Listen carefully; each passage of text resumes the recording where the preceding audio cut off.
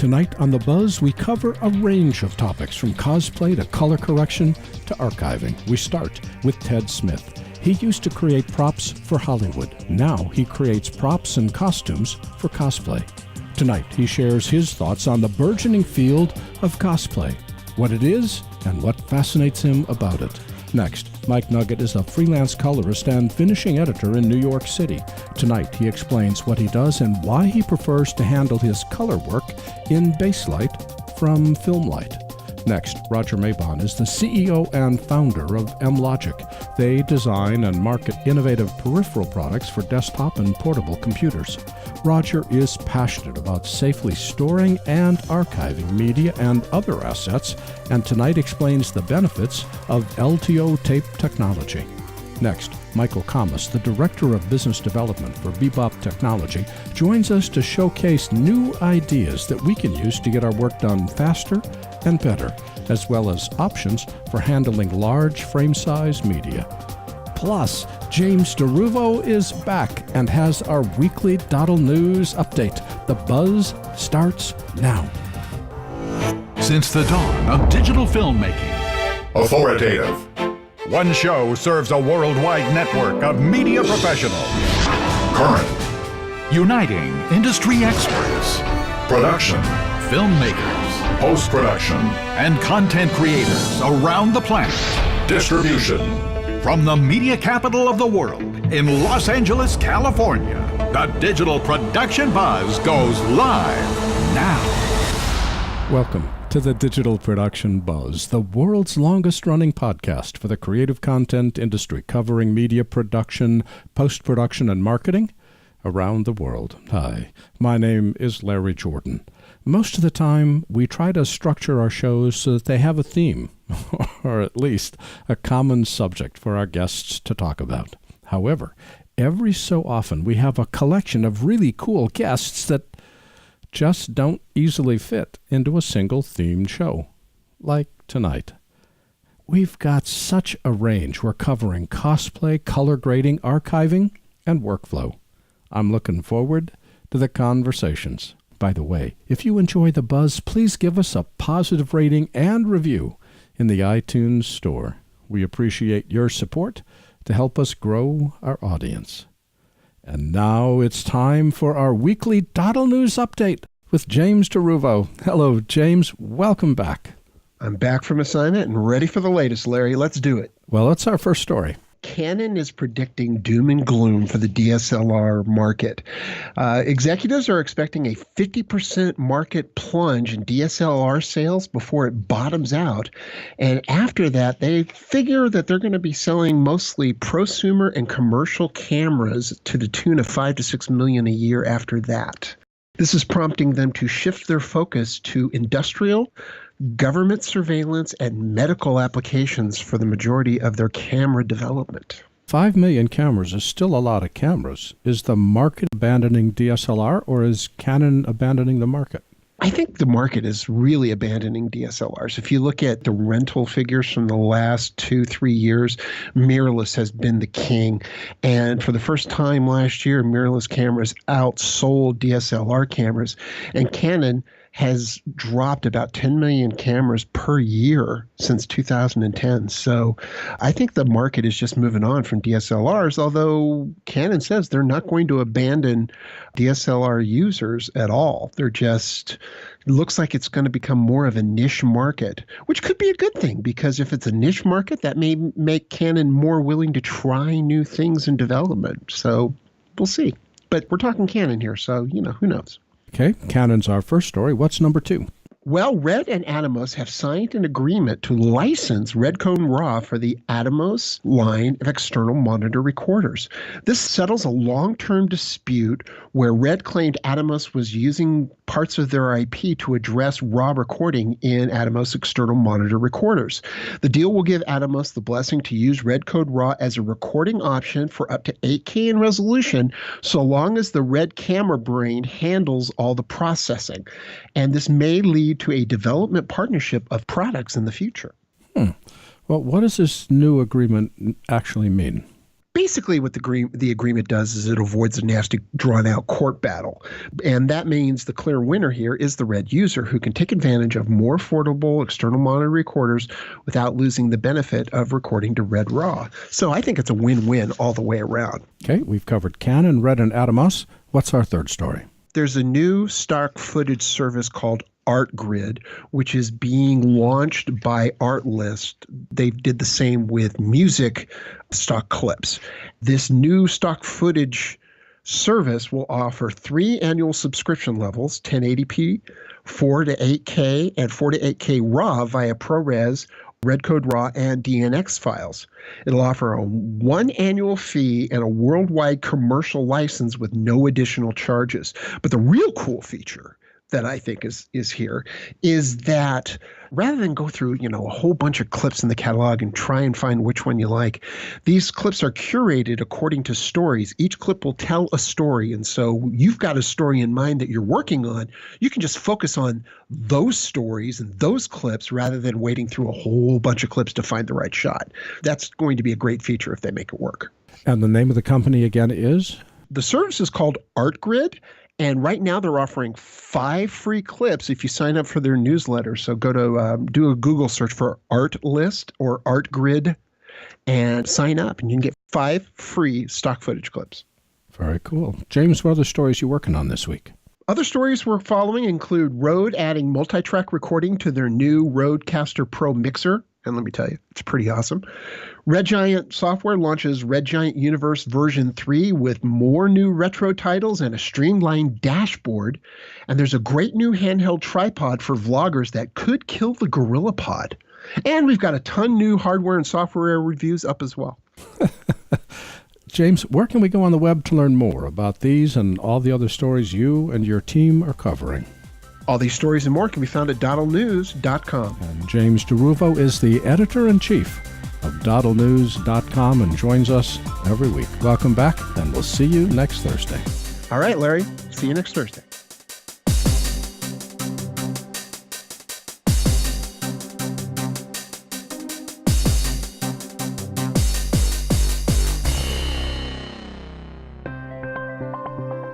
Here's another website I want to introduce you to, doddleNEWS.com.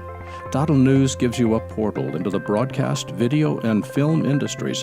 It's a leading online resource presenting news, reviews, and products for the film and video industry. DoddleNEWS also offers a resource guide and crew management platform specifically designed for production. These digital call sheets, along with their app, directory, and premium listings, provide in-depth organizational tools for busy production professionals. DoddleNEWS is a part of the Thalo Arts community, a worldwide community of artists, filmmakers, and storytellers. From photography to filmmaking, performing arts to fine arts, and everything in between, Thalo is filled with resources you need to succeed. Whether you want the latest industry news, need to network with other creative professionals, or require state-of-the-art online tools to manage your next project, there's only one place to go, doddleNEWS.com.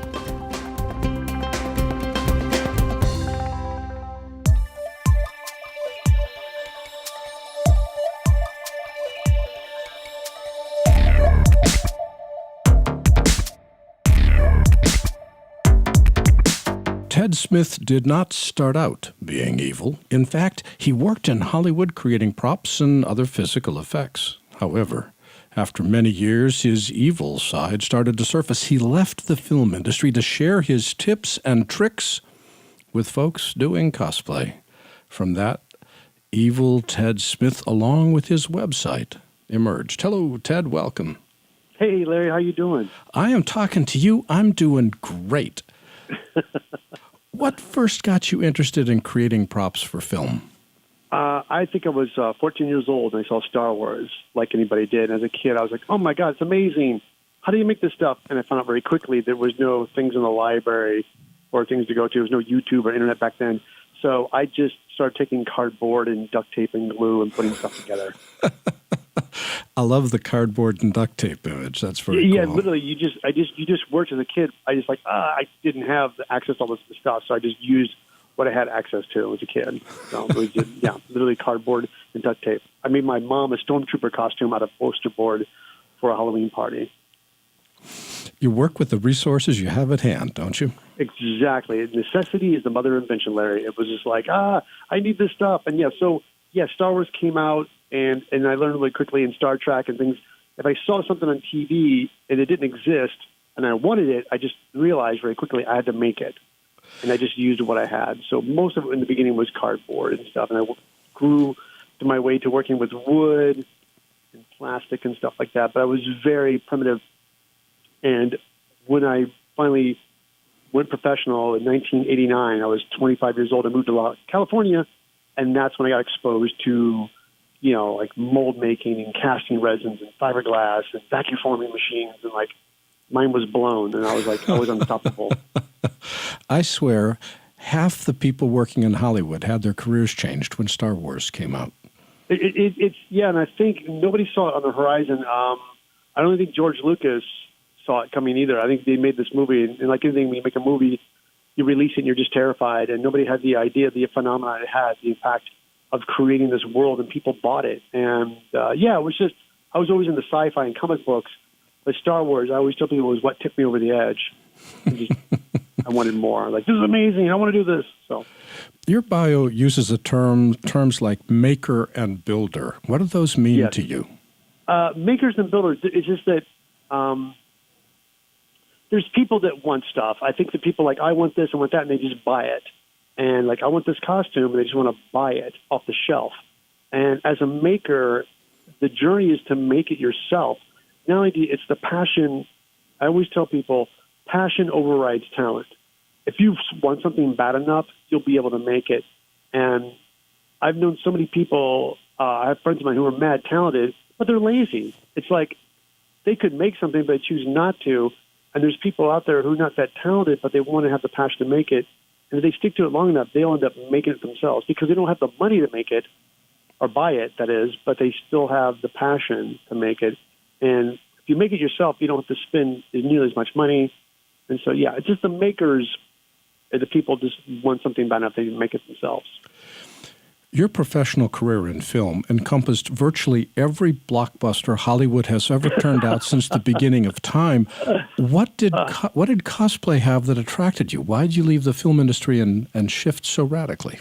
I think what it was for me was that Hollywood was amazing. Don't get me wrong. I loved it while I was in it, and it's a young man's sport. I started in my 20s, which is the perfect time to start, and I ran with it, fun in the 20s, great in the 30s, in the 40s, like, it's okay. By the time I hit my 50s, I'm like, this is a young man's sport. I was done. So I couldn't work 15, 16 hours a day anymore. And you do anything 8 hours a day over and over again, it becomes a job. And I found out really quickly that when I had my own time and my free time, I wasn't building or making anything. I spent all that time into working in the movies. So any free time I had, I stopped making things. I didn't make for the pleasure or the joy anymore. And there was a downtime. I was unemployed for a duration of time, and I just wanted to make something for myself. So I made a simple little video on how to make a foam helmet. And it blew up, and it made people like, oh, my God, I can do this out of foam. And that brought the joy back to me. I turned into a 14-year-old boy again when I saw Star Wars. And I realized that's what it was, that brought the joy back to me.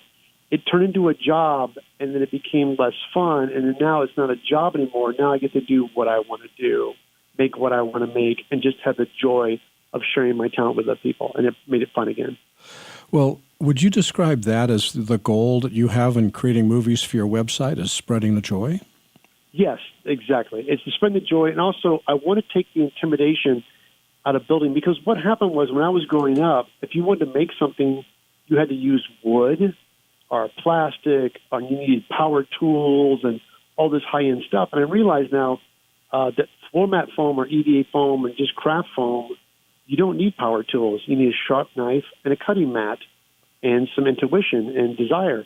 And you don't need all this stuff now. And so I realized you can make a Hollywood-style prop and costume for a fraction of the budget in your own, on your kitchen table or your mom and dad's house. It's like, it's a different material. It's readily available. It's cheap. It's inexpensive. It's how you seal it and paint it to make it look amazing. So you don't need all the big expensive stuff anymore. Well, now, wait a minute. I saw your latest video, and you're using a Dremel tool. There's electric... Oh, okay. Well, all right, spend $20, people. Buy a Dremel. There you go. Dip in your pockets, get $20, buy a Dremel. Exactly. And No, go ahead. I was just saying that, I always tell people you start off as a novice, and people always ask me, what do I start off with? I said, basic, a cutting tool and mat. And as you progress, you'll find out there's other additional tools you want to get. But don't make the lack of a tool a reason not to build. You don't need it. And in time as you want to upstage your technique and progress and make it become a little bit less of a novice, you can buy some a little bit more tools. Like a bandsaw is a big one. I recommend always people getting a bandsaw. When you start to move up a little bit bigger, you get a simple little tabletop bandsaw. It's great. Aside from acquiring a few but essential tools, what other suggestions do you have for people who want to create their own props and create their own costumes? Oh, my gosh, yes, imagination is the best. And one of the things that I like about it is that I got exposed to, and all these young people out there want to build something from movies or video games. Everything is great, because you need that passion to start building something. But I always tell people, don't be afraid to experiment and build your own stuff. I'm a big fan of, I belong to this website, Pinterest, where they have all people just post up images and art, and Google, and I'll do images searches for robots, and I'll see images of things and think, oh, that inspires me.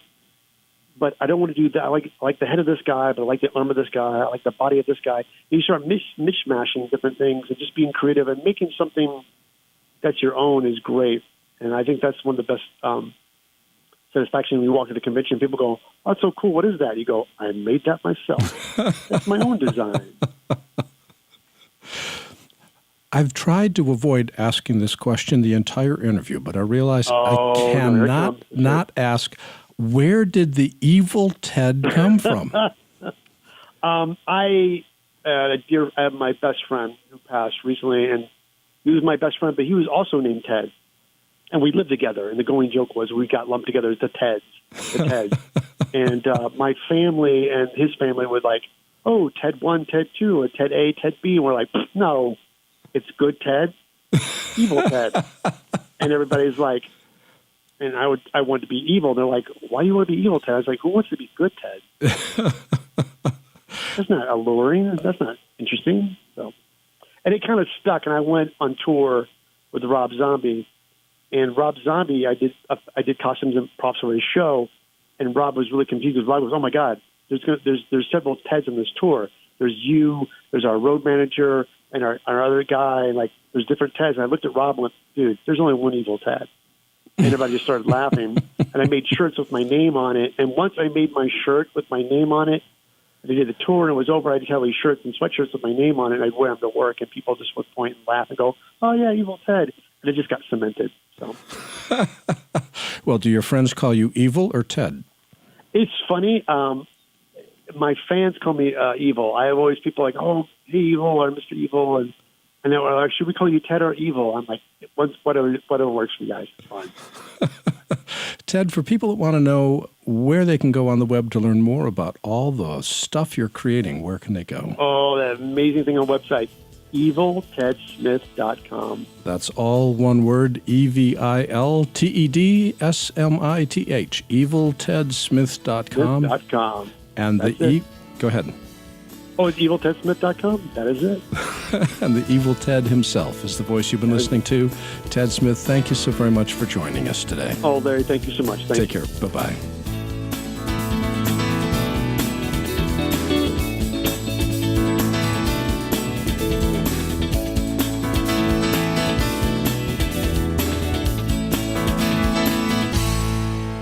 Mike Nuget has been a colorist and finishing editor in the New York City area for more than 15 years. He first worked at Technicolor Postworks, but then decided to branch off to start his own freelance company. Hello, Mike. Welcome. Hi, Larry. Thanks for having me. My pleasure. How would you describe what a colorist and finishing editor does? We are the post side of the post-production process of television and film, meaning TV show or a film will be shot, written, directed, all that stuff, and then it goes to an editor who is the first part of the post-production process. And then once the edit is done and the content is in place, it hands off to a finishing editor, which basically takes all the original camera footage, all the visual effects, titles, and things like that, puts it all together in a very high-res, finalized piece. Once that's done, it's handed off to a colorist, which is also something that I do as well. Sometimes the skills are separated.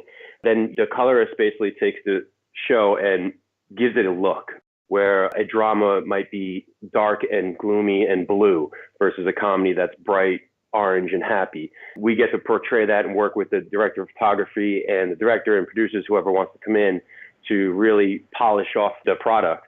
And then once that's done, it goes back again, usually to a finishing editor for final titles, credits, and everything else. So it kind of left a couple of pieces to the whole puzzle of television and film. Increasingly, we're editing camera native or a high-quality intermediate codec. Is there still a need for a finishing editor to clean up before it goes to color grading? Most of the time, yes. It depends on what they shot. If they shot at a certain level, compression and file size, and their systems can handle that, then technically you don't need a finishing editor. They kind of can do the finishing on their own, which happens quite often actually, where then somebody will just give me as a colorist, and I'll just play that one roll. They'll give me their file and I will color it from there. But in big picture and big theatrical films and big episodic television, the file sizes are so large now, especially with 4K, 8K, and 6K and HDR and all this other stuff, that normally the editors won't use a system that's powerful enough, let's say, for 6 months. They don't want to spend the money renting a system that's that much. So they'll use compressed files that somebody will make them called dailies. And they'll use those compressed files for 6 months while they're doing the creative editorialing. And then they'll have to give it to us, and we'll have to take the original camera that's been sitting on a drive for a couple months and put it back together. So it's not 100% necessary, but most of the time it is, especially on big budget things. If they don't need to do it, then I'll just take the role as the colorist and take their final high-res picture and work with that. I can understand if you're working with 4K and HDR and bigger, a proxy workflow makes a lot of sense. Correct. And then you just come back and make it all look beautiful. First got you interested in this. I can't imagine a 5-year-old looking up at the stars and saying, I want to be a finishing editor. That's funny. Like most people, when they go to college or something, or when they first, quote unquote, dream of being in this industry in the post side, they always think of an editor. And that's great. That's exactly how I got into it too. I was interested in doing like music videos with friends' bands. It wasn't until I got into the industry in about 2003 when HD was just starting to come out. My brain got tickled by the fact that I could be, quote unquote, on the forefront of technology. So instead of just editing and taking that role and not really diving into the technology of it, I saw this HD thing, and I was just at the right moment of being an assistant where I had a choice to either go into more of the offline creative editorial or stay on the online side or finishing side. And I chose to stay on the finishing side just because that technology kind of piqued my interest, and then it just kind of grew from there. It's definitely not something that most people kind of go into the industry for. I think a lot of people don't even know that position exists sometimes. I mean, to this day, I still sometimes get clients come in my room and they sit down and they say, okay, what are we doing today? And I'm like, well, that's kind of weird. You don't know what you're doing with me, but you hired me for the day or whatever. Finishing and color grading is all about software. What's a finishing tool that you like using? There's definitely a good number of them out there. At a certain level, it starts to weed out some of the softwares that can't handle certain things. So for instance, there's only a handful of finishing softwares like Avid and Smoke and Flame and Luster and stuff like that. And then there's really only a handful of color systems. In my case, I chose FilmLight.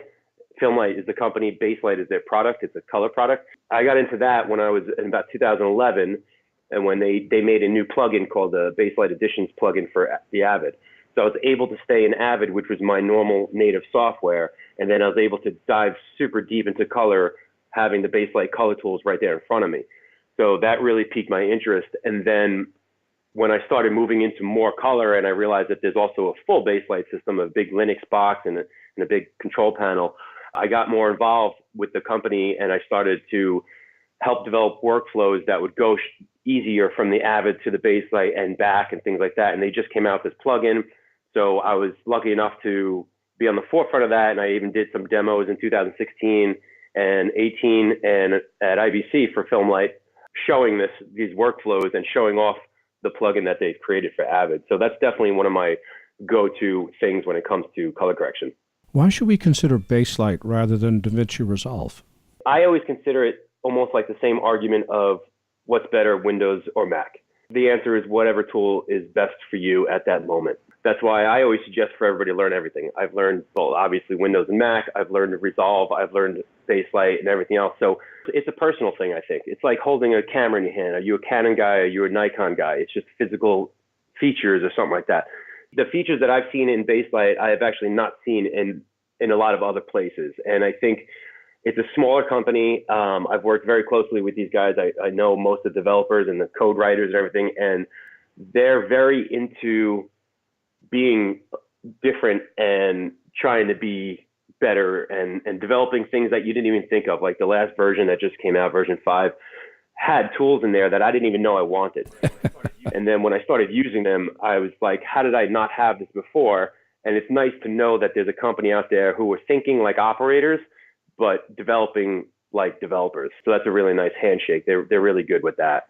Give me a couple more specifics of features that you really like in FilmLight that make it special to you. First off, the workflow between Avid and FilmLight was phenomenal. I mean, we used to have to flatten a file out, which meant basically making a full file, which could take, 20, 30 minutes. The FilmLight guy would have to ingest it, color it, make a new file, another 100 gigs or so, have to bring that back into Avid, put titles back on it, and then make another file. So now they've developed this FilmLight workflow where you're just exchanging metadata. So now you're exchanging about a 3 meg file, which is emailable, super quick, and all that. And then it goes to the colorist, and when it comes back from the colorist, the color grade is still live because of the FilmLight plugin.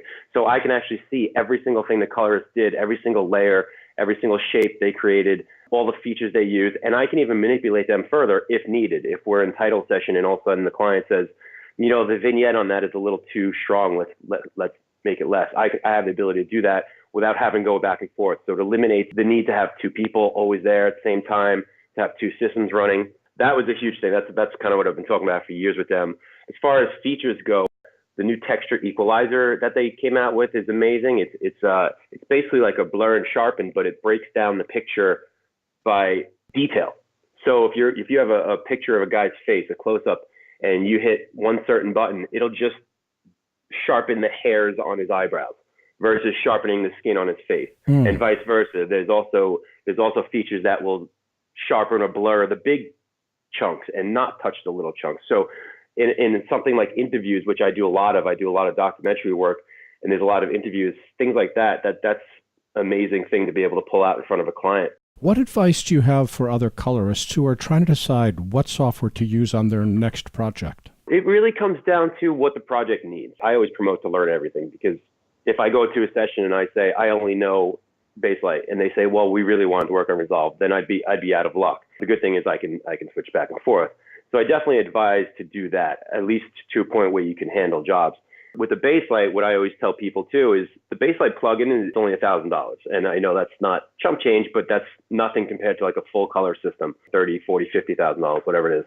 So for $1,000, you can get the FilmLight color tool set and the interface right in your Avid. With that, you can learn as much as you want on your own. That's exactly how I did. I learned it for like 2 years. And then when I went to jump on the full FilmLight system with the full panel, it was the exact same software was sitting in front of me with even more tools. And then I just had to learn the panel. So for that price point, to be able to learn a system like that, I think that's really good. My advice would be just to, try it out. There's a free trial, and try that out. And then you can decide on where you want to go from there. And for people that want to hire you to do their next project, where can they go on the web? My website is www.mikenuget.com. That's MikeNuget. That's all one word, Mike Nuget, N-U-G-E-T, just one G. And Mike has been a colorist and finishing editor for a long time. Mike, thanks for joining us today. Thank you so much for having me.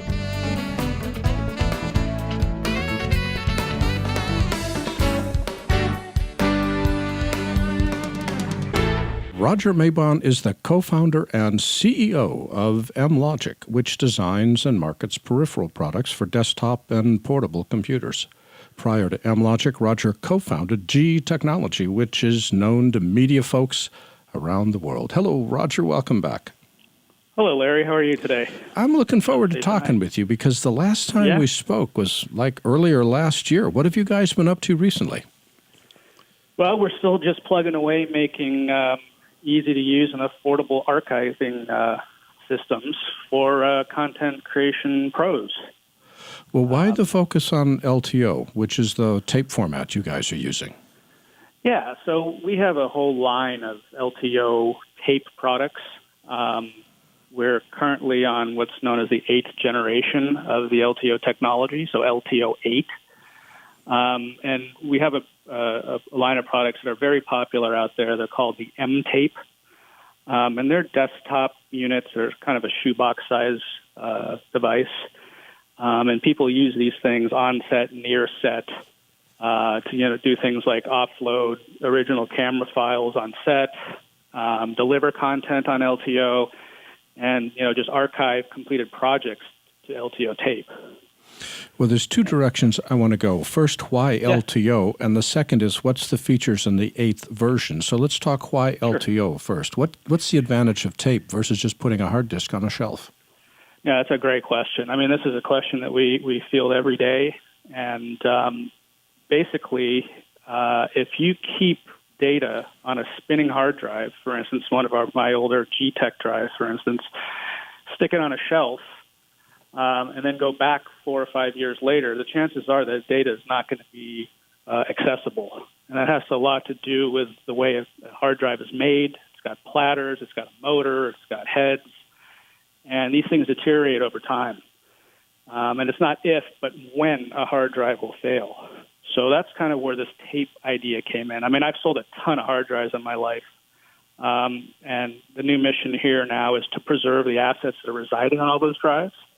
And LTO tape is by far the safest media to place your content.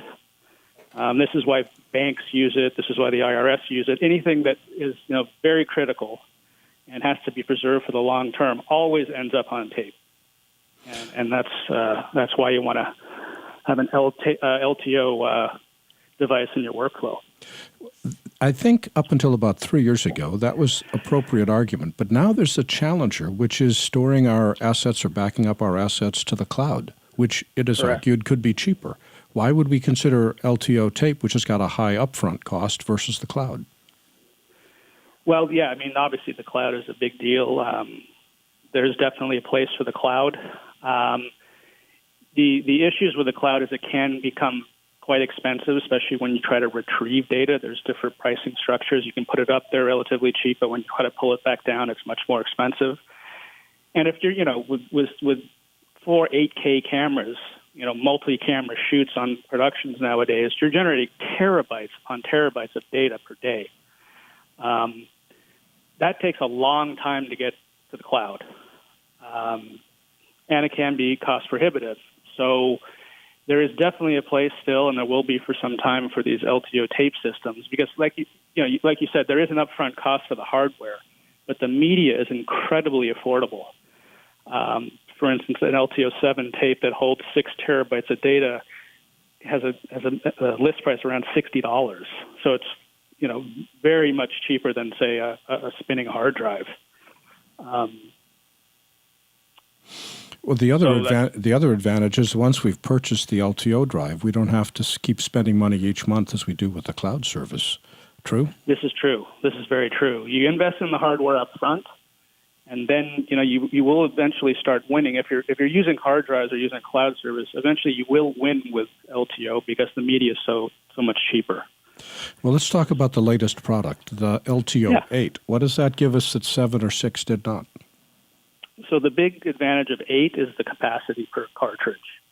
LTO 8, an LTO tape cartridge can hold a native capacity of 12 terabytes of data. And that's versus 6 terabytes for 7 cartridge. So it's twice as large as the previous generation in terms of capacity. The biggest...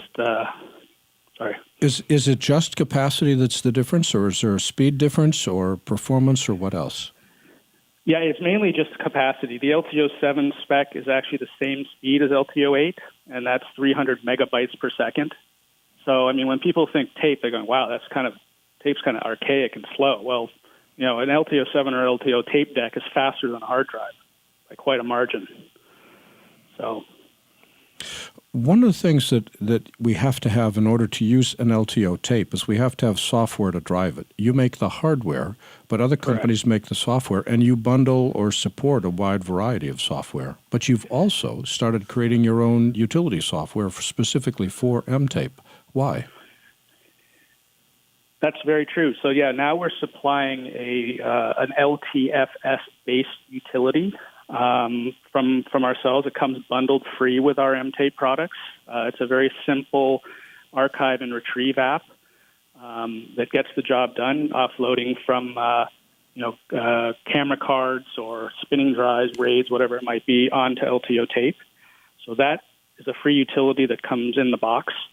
But we also have many software partners, like you alluded to. So we have people such as ArchiWare, Yoyata, Imagine Products, Storage DNA, and the list goes on. And each one of these third-party archive applications has their own features and benefits. Most of them, if not all of them, have a database application, which makes it really nice for plugging in metadata and being able to browse tapes that are currently not online in the LTO unit, so like offline browsing. So when you're going back and looking for that shot, from whenever it might have been, it's easy to find. So our utility is very simplistic, works great, but if you're looking for a little bit more robust, feature-rich software, we do recommend some of our partners. LTO drives, like hard disks, are not made by mLogic. They're made, in this case, by IBM and Quantum. Why should we consider buying an LTO system from M-tape when you guys are not making the drive itself? Good question. So the actual LTO tape mechanism is an IBM product. So anybody that's selling an LTO8-based system has purchased the drive from IBM. IBM and the likes of Quantum that you mentioned, they do sell LTO systems. The big difference between what mLogic is doing with its M-tape and those products is that our devices have Thunderbolt 3 connections on the back of these units. So they're simply plug and play with any Mac or PC that has a Thunderbolt port on it, which makes things very, very simple when you're doing an archive. And what's the price of an LTO8 device? The list price is $4,999 for the hardware. And would an LTO7 or 6 be cheaper for people who want to start with something smaller? Yeah, so an LTO6 drive M-tape would be $3,000, and an LTO7 M-tape is $4,500.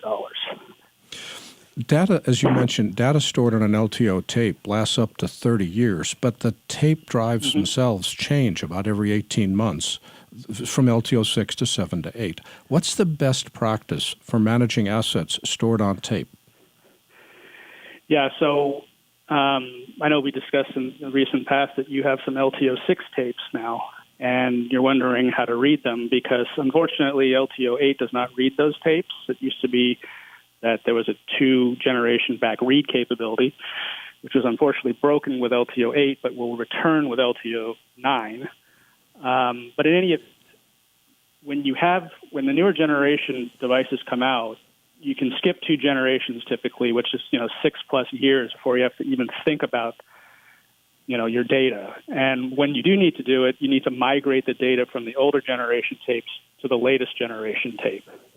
So say from 6 to 8 right now.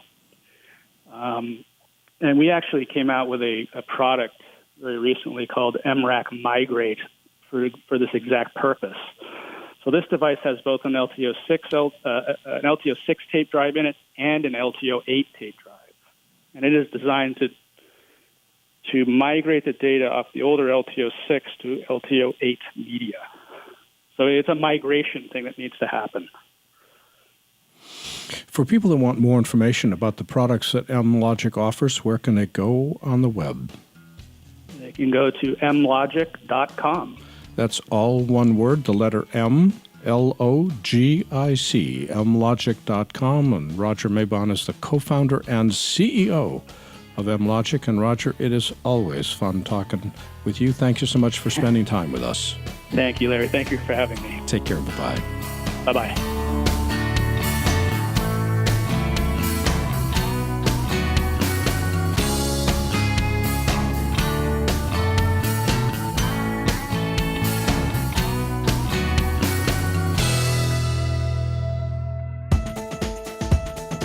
I want to introduce you to a new website, Thalo.com. Thalo is an artist community and networking site for creative people to connect, be inspired, and showcase their creativity. Thalo.com features content from around the world with a global perspective on all things creative. Thalo is the place for creative folks to learn, collaborate, market, and sell their works. Thalo is a part of Thalo Arts, a worldwide community of artists, filmmakers, and storytellers. From photography to filmmaking, performing arts to fine arts, and everything in between, Thalo is filled with the resources you need to succeed. Visit Thalo.com and discover how their community can help you connect, learn, and succeed. That's Thalo.com.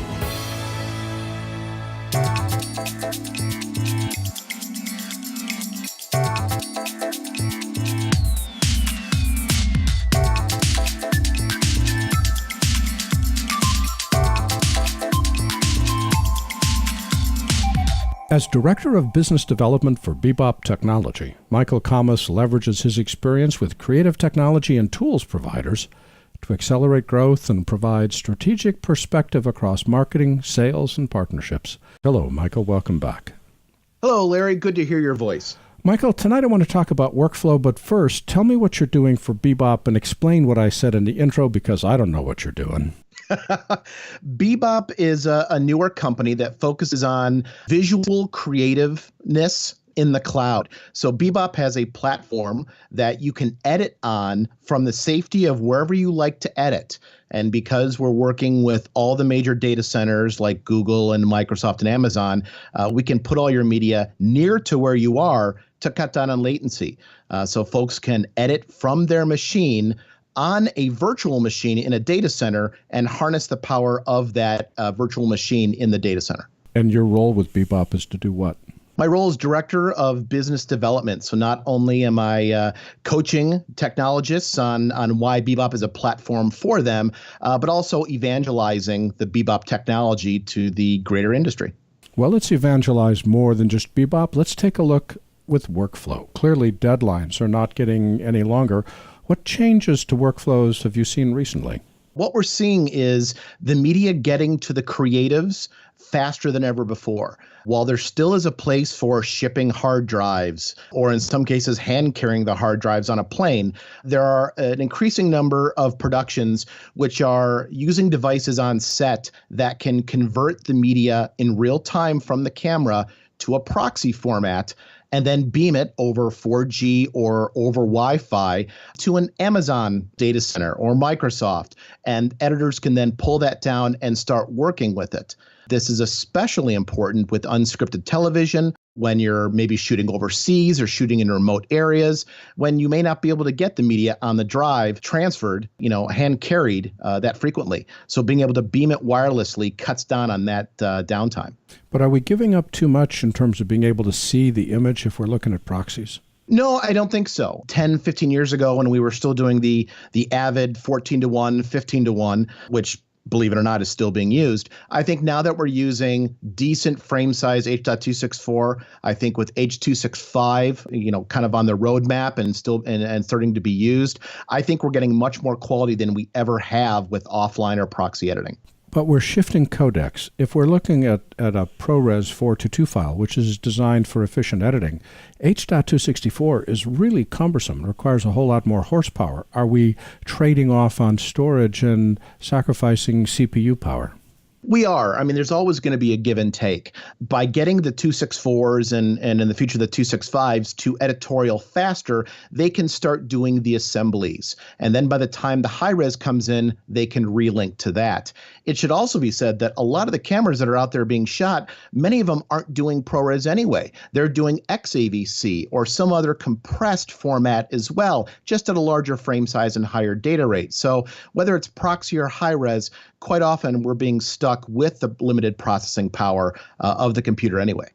You mentioned XAVC and other codecs. What's your advice for dealing with our continually expanding world of codecs that we need to work with?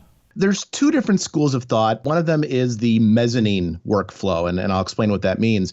And that's converting all your source footage to a stable, robust codec that retains as much fidelity as possible without making your storage bust at the seams. So that would mean taking a 4K XAVC and flipping it to a ProRes 422HQ.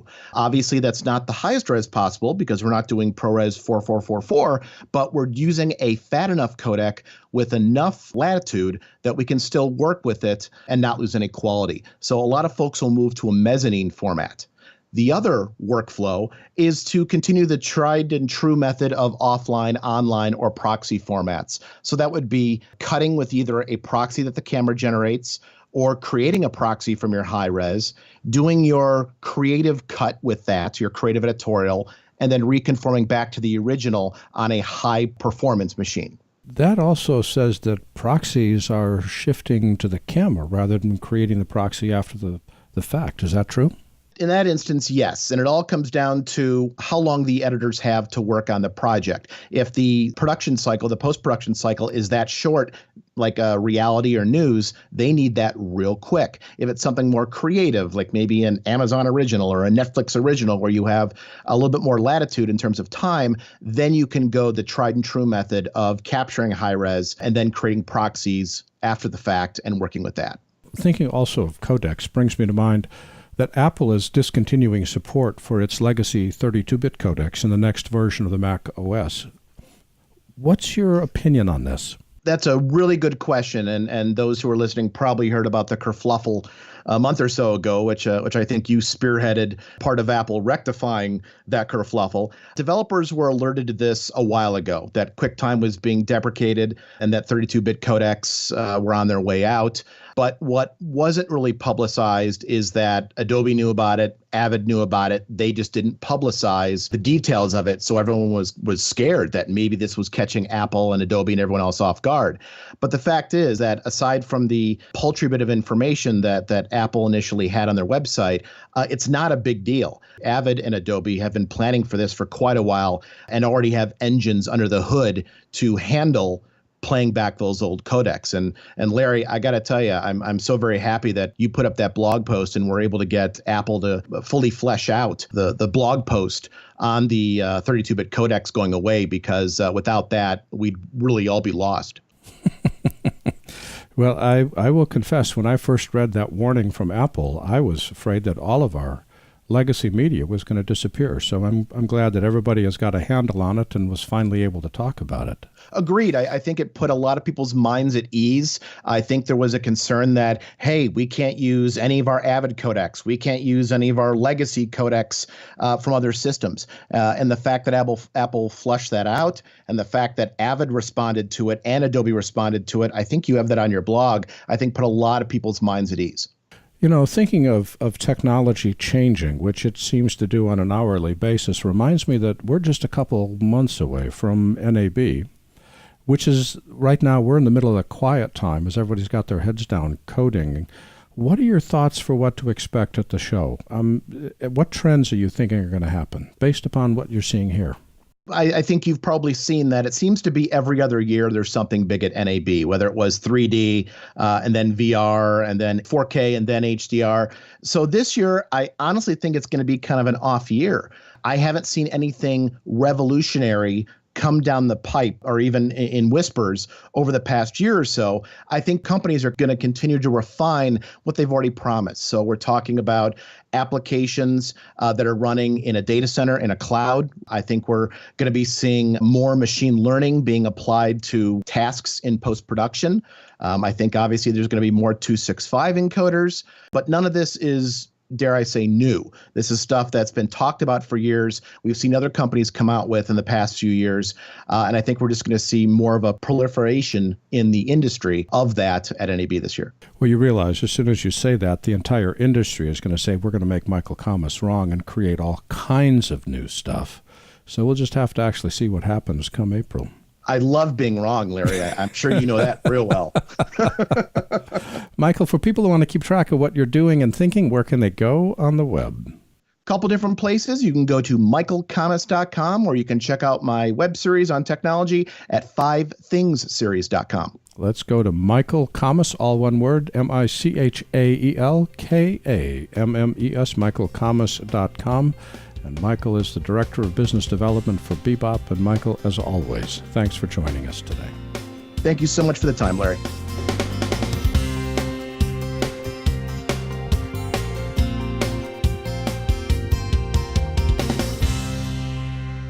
You know, I was just thinking about Mike Nuget's comments about software. As Mike made clear in his interview, he makes a point to learn all the software tools that apply to his work. At least learn them well enough to get a job done with them. While he has favorite tools, such as Avid and FilmLight, he's not so foolish as to limit himself to one piece of technology. And this is good advice for the rest of us.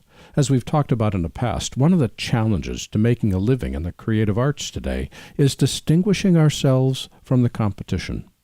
The more we focus on the results we can achieve rather than the tools that we use, the easier it becomes for clients to realize that what they are paying for is not someone who knows which button to push, but why to push that button in the first place. The world is changing. Technology used to be expensive and complex. Now, it's fairly cheap and commonplace. This means that knowing how the tools work is not enough to earn a living. People skills, project management, and creativity are equally important. Just something I'm thinking about.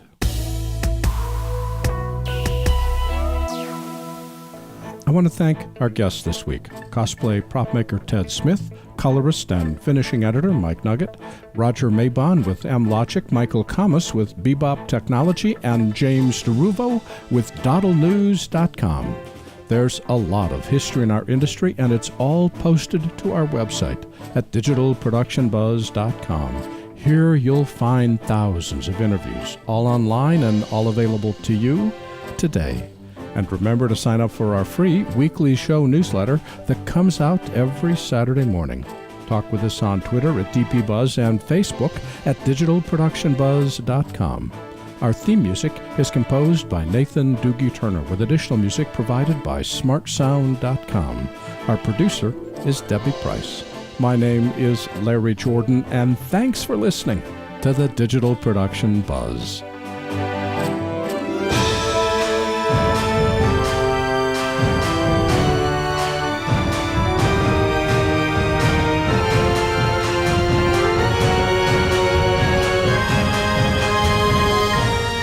The Digital Production Buzz is copyright 2019 by Thalo LLC.